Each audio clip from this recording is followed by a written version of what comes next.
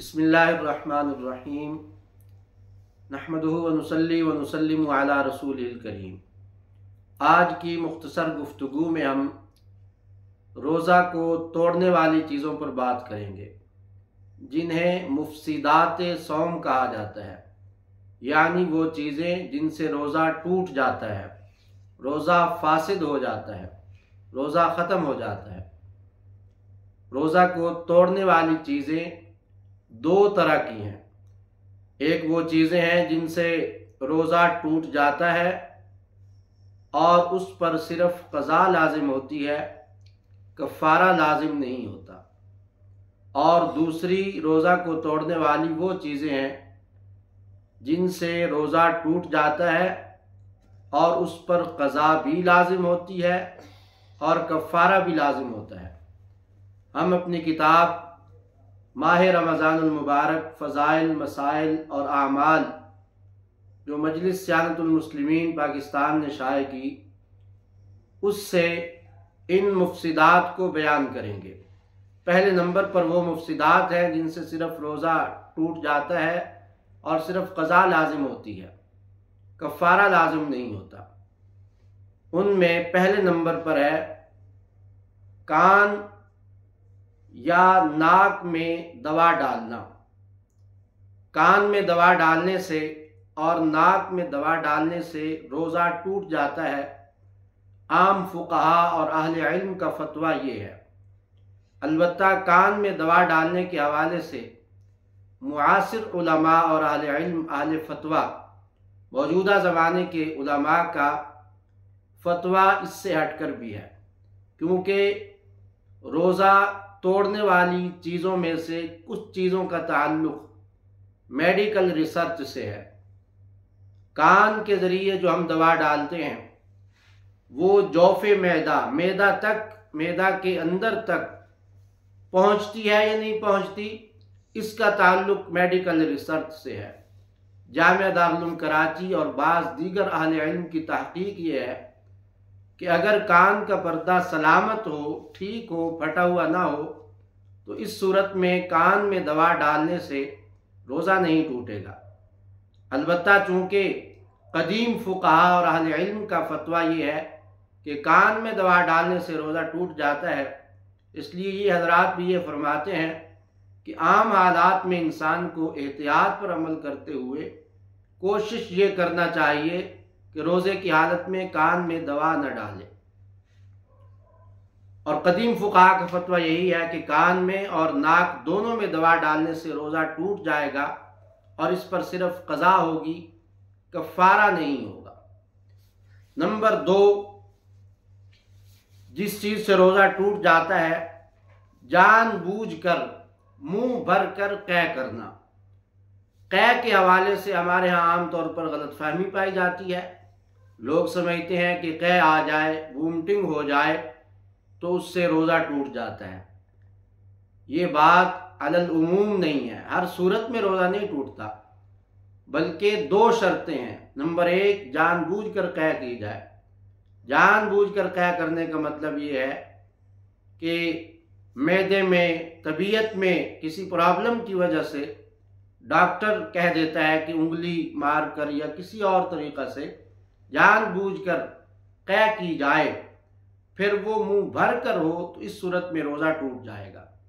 लेकिन अगर कै जानबूझकर न की जाए, खुद ब खुद हो जाए, मतली होने से, सेहत बिगड़ने से खुद ब खुद हो जाए, चाहे वो जितनी भी हो, थोड़ी हो या ज़्यादा हो, उससे रोज़ा नहीं टूटता। जानबूझकर कै की, मुंह भर कर की, रोज़ा टूट जाएगा, लेकिन इस पर क़ज़ा है, कफ़ारा नहीं है। नंबर 3, वुज़ू करते हुए, गुस्ल करते हुए या किसी भी वक्त कुली कर रहे थे और कुली करते वक्त हलक में पानी चला गया, रोज़ा याद था लेकिन गैर इख्तियारी तौर पर ही पानी हलक के अंदर चला गया, पेट के अंदर चला गया, तो इससे रोज़ा टूट जाएगा और इस पर सिर्फ क़ज़ा है, कफ़ारा नहीं है। नंबर 4, औरत को छूने से, टच करने से मर्द को इंजाल हो गया, डिस्चार्ज हो गया, सिर्फ छूने से, बाकायदा हमबिस्तरी नहीं पाई गई, तो इस सूरत में रोज़ा टूट जाएगा और इस पर सिर्फ क़ज़ा है, कफ़ारा नहीं है। अलबत्ता अगर क़स्दन ऐसा करते हैं तो गुनाह भी होगा। कोई ऐसी चीज़ निगल ली जो आम तौर पर खाई नहीं जाती, लोहा, लकड़ी, कच्चा गेहूं वगैरह, ऐसी चीज़ निकली है जो आमतौर पर खाई नहीं जाती, तो उससे रोज़ा टूट जाएगा, क़ज़ा होगी, कफ़ारा नहीं होगा। भूल कर खा पी लिया, आप जानते हैं कि भूल कर खाने पीने से हदीस पाक में भी आता है रोज़ा नहीं टूटता, लेकिन उसके बाद समझा कि मेरा रोज़ा टूट गया है और फिर जानबूझकर खा पी लिया, तो अब ये जो जानबूझकर खाया है इससे रोज़ा टूट जाएगा, लेकिन सिर्फ इस पर क़ज़ा है, कफ़ारा नहीं है। नंबर 7, सहरी का टाइम एंड हो चुका था, ख़त्म हो चुका था, लेकिन रोज़ादार ने समझा कि अभी सहरी का टाइम बाकी है, ये समझकर खा पी लिया, तो रोज़ा नहीं होगा और इस पर सिर्फ क़ज़ा होगी, कफ़ारा नहीं होगा। लेकिन अगर बिल यकीन मालूम हो कि सहरी का टाइम ख़त्म हो गया है, फिर अगर खाएंगे तो उससे रोज़ा टूट जाएगा और उस पर कफ़ारा भी होगा। इसकी बात की फुक़हा ने तस्रीह की है। अभी इफ्तारी का टाइम नहीं हुआ था, ये 8वीं सूरत है। इफ्तारी का टाइम नहीं हुआ और ख्याल हुआ कि इफ्तारी का टाइम हो गया है, कुछ खा पी लिया, तो इससे रोज़ा टूट जाएगा, सिर्फ क़ज़ा होगी, कफ़ारा नहीं होगा। नंबर 9, हाथ से मनी खारिज करना। औरत है या मर्द है, वो हाथ के ज़रिए अगर खुद को डिस्चार्ज करते हैं या एक शख्स दूसरे को इस हाथ से मनी खारिज करता है, तो जिसकी मनी खारिज होगी, जो डिस्चार्ज होगा, उसका रोज़ा टूट जाएगा और इस सूरत में सिर्फ क़ज़ा होगी, कफ़ारा नहीं होगा।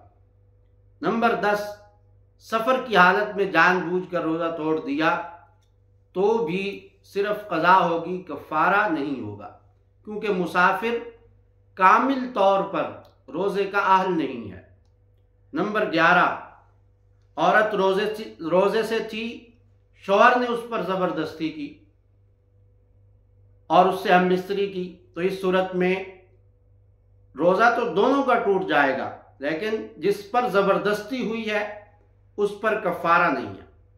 इसी तरह मसलन मर्द पर बीवी ने ज़बरदस्ती की, तो इस सूरत में मर्द पर ज़बरदस्ती हुई है तो उस पर सिर्फ क़ज़ा होगी, कफ़ारा नहीं होगा।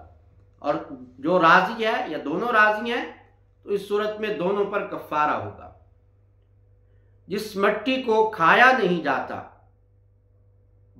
कुछ मट्टियाँ ऐसी होती हैं कि जिनको ख़वातीन खाती हैं, मुल्तानी मट्टी वगैरह, उसकी बात नहीं हो रही। ऐसी मट्टी जिसको खाया नहीं जाता, वो अगर कोई खाता है तो इस सूरत में रोज़ा टूट जाएगा, सिर्फ क़ज़ा होगी, कफ़ारा नहीं होगा। दांतों से खून आया और थूक के बराबर था या थूक से ज़्यादा था, तो इस सूरत में रोज़ा और उसको निगल लिया, हलक से नीचे उतार लिया, तो इस सूरत में रोज़ा टूट जाएगा, इस पर क़ज़ा है, कफ़ारा नहीं है।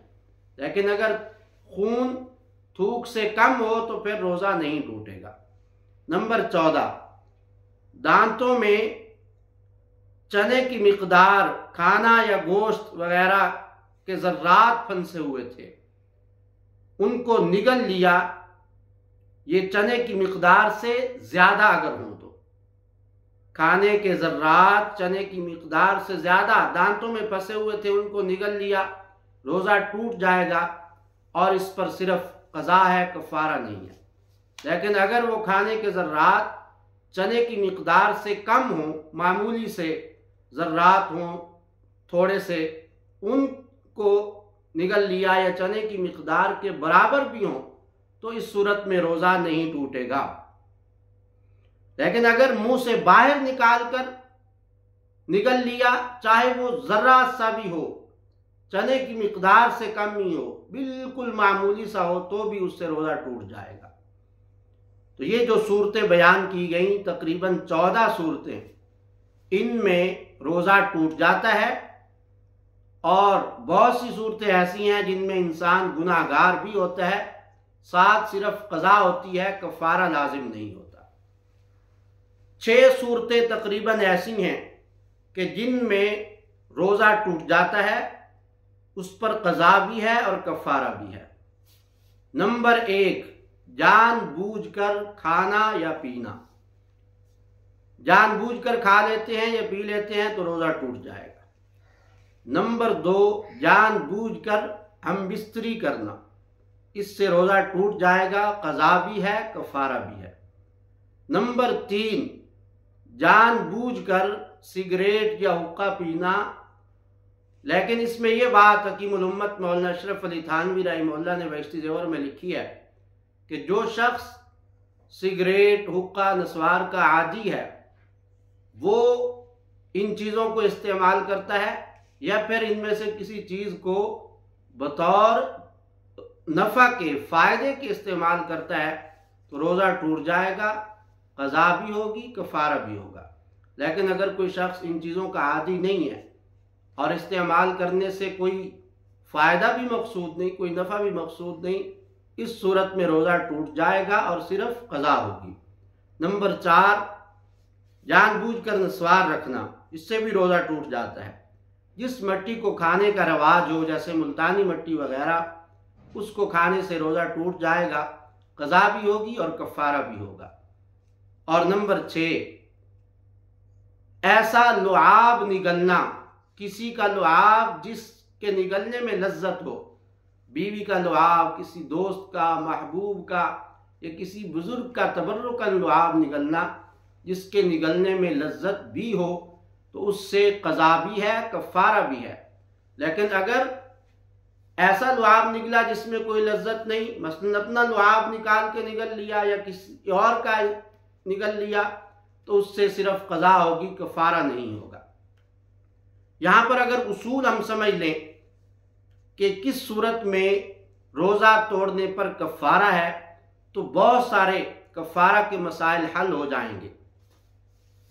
उसूल जो फ़ुक़हा ने लिखा है वो ये है कि वो शख्स जिसमें रोज़ा के वाजिब होने की तमाम शराइत पाई जाती हो, यानी वो आकिल हो, बालिग हो, मुसाफिर हो, कोई शरई उज़र उसमें ना हो, रमज़ान के अदा रोज़ा में अदा रोज़ा हो, क़ज़ा ना हो, क़ज़ा रोज़ा तोड़ने पर कफ़ारा नहीं होता, जिसकी नीयत सुबह सादिक से पहले कर ली।